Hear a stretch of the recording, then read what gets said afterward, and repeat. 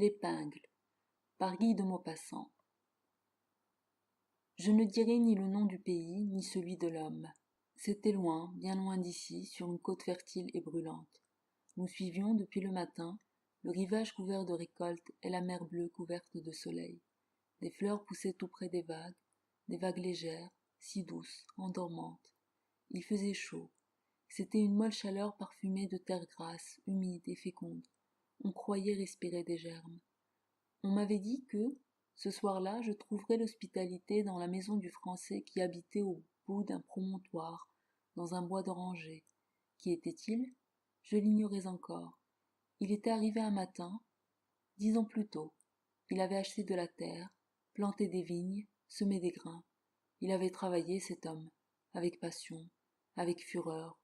Puis, de mois en mois, d'année en année, agrandissant son domaine, fécondant sans arrêt le sol puissant et vierge, il avait ainsi amassé une fortune par son labeur infatigable. Pourtant, il travaillait toujours, disait-on, levé dès l'aurore, parcourant ses champs jusqu'à la nuit, surveillant sans cesse, il semblait harcelé par une idée fixe, torturé par l'insatiable désir de l'argent, que rien n'endort, que rien n'apaise. Maintenant, il semblait très riche. Le soleil baissait quand j'atteignis sa demeure. Elle se dressait en effet au bout d'un cap, au milieu des orangers. C'était une large maison carrée toute simple, et dominant la mer. Comme j'approchai, un homme à grande barbe parut sur la porte. L'ayant salué, je lui demandai un asile pour la nuit. Il me tendit la main en souriant. Entrez, monsieur, vous êtes chez vous. Il me conduisit dans une chambre, mit à mes ordres un serviteur, avec une aisance parfaite et une bonne grâce familière d'homme du monde. Puis il me quitta en disant « Nous dînerons lorsque vous voudrez bien descendre. » Nous dînâmes en effet en tête-à-tête, sur une terrasse en face de la mer. Je lui parlai d'abord de ce pays si riche, si lointain, si inconnu. Il souriait, répondant avec distraction. « Oui, cette terre est belle, mais aucune terre ne plaît loin de celle qu'on aime. Vous regrettez la France? Je regrette Paris. Pourquoi n'y retournez-vous pas? Oh, j'y reviendrai. Et tout doucement nous nous mîmes à parler du monde français, des boulevards et des choses de Paris. Il m'interrogeait en homme qui a connu cela, me citait des noms, tous les noms familiers sur le trottoir du Vaudeville. Qui voit-on chez Tortoni aujourd'hui? Toujours les mêmes, sauf les morts. Je le regardais avec attention, poursuivi par un vague souvenir. Certes, j'avais vu cette tête-là quelque part. Mais où? Mais quand? Il semblait fatigué, bien que vigoureux, triste, bien que résolu.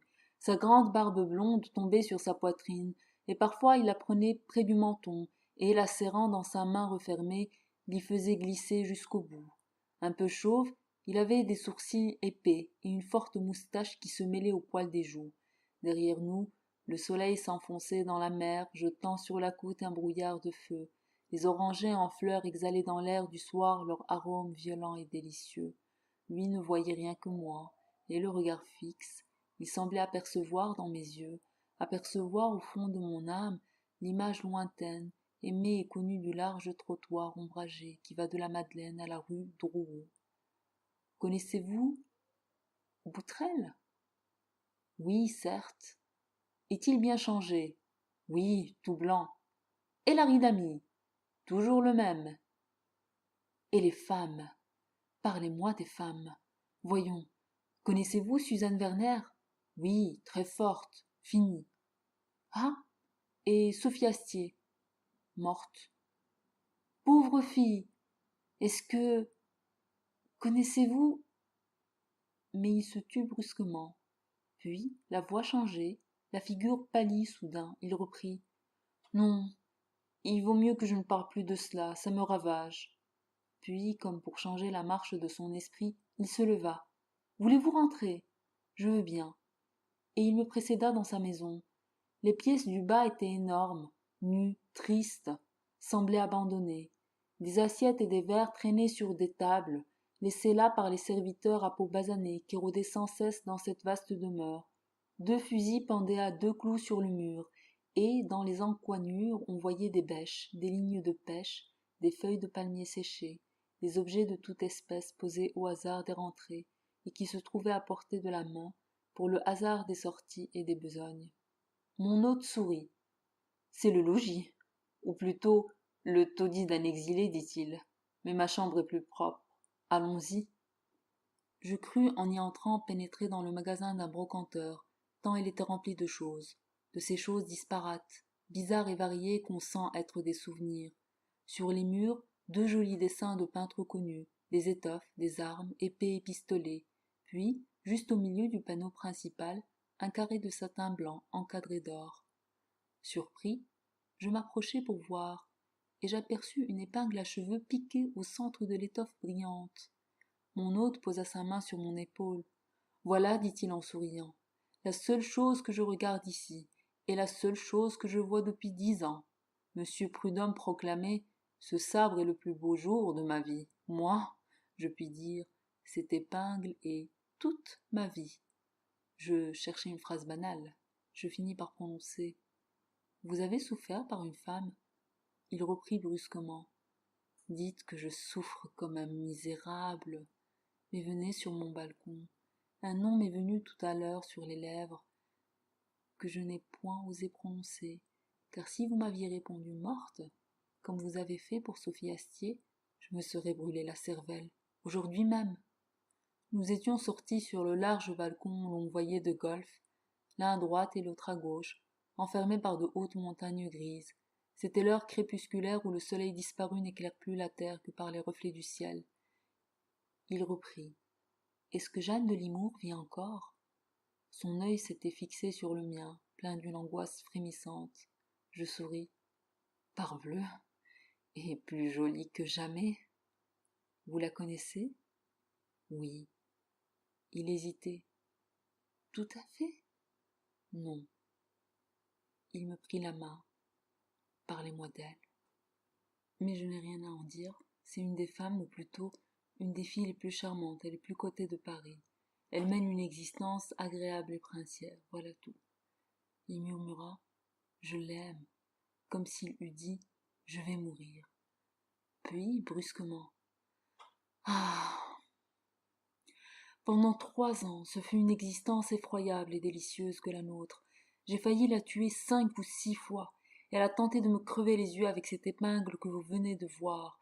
Tenez, regardez ce petit point blanc sous mon œil gauche. Nous nous aimions. Comment pourrais-je expliquer cette passion-là? Vous ne la comprendriez point. Il doit exister un amour simple, fait du double élan de 2 cœurs et de 2 âmes, mais il existe assurément un amour atroce, cruellement torturant, fait de l'invincible enlacement de 2 êtres disparates qui se détestent en s'adorant. Cette fille m'a ruiné en 3 ans. Je possédais 4 millions qu'elle a mangés de son air calme, tranquillement, qu'elle a croqué avec un sourire doux qui semblait tomber de ses yeux sur ses lèvres. Vous la connaissez. Elle a en elle quelque chose d'irrésistible. Quoi? Je ne sais pas. Sont-ce ces yeux gris dont le regard entre comme une vrille et reste en vous comme le crochet d'une flèche? C'est plutôt ce sourire doux, indifférent et séduisant, qui reste sur sa face à la façon d'un masque. Sa grâce lente pénètre peu à peu, se dégage d'elle comme un parfum de sa taille longue, à peine balancée, quand elle passe, car elle semble glisser plutôt que marcher, de sa voix un peu traînante, jolie, et qui semble être la musique de son sourire, de son geste aussi, de son geste, toujours modéré, toujours juste, et qui grise l'œil tant il est harmonieux. Pendant 3 ans, je n'ai vu qu'elle sur la terre. Comme j'ai souffert, car elle me trompait avec tout le monde. Pourquoi? Pour rien, pour tromper. Et quand je l'avais appris, quand je la traitais de fille et de gueuse, elle avouait tranquillement: est-ce que nous sommes mariés? Disait-elle. Depuis que je suis ici, j'ai tant songé à elle que j'ai fini par la comprendre. Cette fille-là, c'est Manon Lescaut revenue. C'est Manon qui ne pourrait pas aimer sans tromper. Manon pour qui l'amour, le plaisir et l'argent ne font qu'un. Il se tut. Puis, après quelques minutes, quand j'eus mangé mon dernier sou pour elle, elle m'a dit simplement: vous comprenez, mon cher, que je ne peux pas vivre de l'air et du temps. Je vous aime beaucoup. Je vous aime plus que personne. Mais il faut vivre. La misère et moi ne ferons jamais bon ménage. Et si je vous disais pourtant Quelle vie atroce j'ai menée à côté d'elle. Quand je la regardais, j'avais autant envie de la tuer que de l'embrasser. Quand je la regardais, je sentais un besoin furieux d'ouvrir les bras, de l'étreindre et de l'étrangler. Il y avait en elle, derrière ses yeux, quelque chose de perfide et d'insaisissable qui me faisait l'exécrer. Et c'est peut-être à cause de cela que je l'aimais tant. En elle, le féminin, l'odieux et affolant féminin était plus puissant qu'en aucune autre femme. Elle en était chargée, surchargée comme d'un fluide grisant et vénéneux. Elle était femme, plus qu'on ne l'a jamais été. Et tenez, quand je sortais avec elle, elle posait son œil sur tous les hommes d'une telle façon qu'elle semblait se donner à chacun d'un seul regard. Cela m'exaspérait et m'attachait à elle davantage, cependant. Cette créature, rien qu'en passant dans la rue, appartenait à tout le monde, malgré moi, malgré elle, par le fait de sa nature même, bien qu'elle eût l'allure modeste et douce. Comprenez-vous? Et quel supplice! Au théâtre, au restaurant, il me semblait qu'on la possédait sous mes yeux, et dès que je la laissais seule, d'autres, en effet, la possédaient. Voilà 10 ans que je ne l'ai vue, et je l'aime plus que jamais. La nuit s'était répandue sur la terre. Un parfum puissant d'oranger flottait dans l'air. Je lui dis, la reverrez-vous? Il répondit, parbleu, j'ai maintenant ici, tant en terre qu'en argent, 7 à 800 000 francs. Quand le million sera complet, je vendrai tout et je partirai. J'en ai pour un an avec elle, une bonne année entière. Et puis adieu, ma vie sera close. Je demandai, mais ensuite?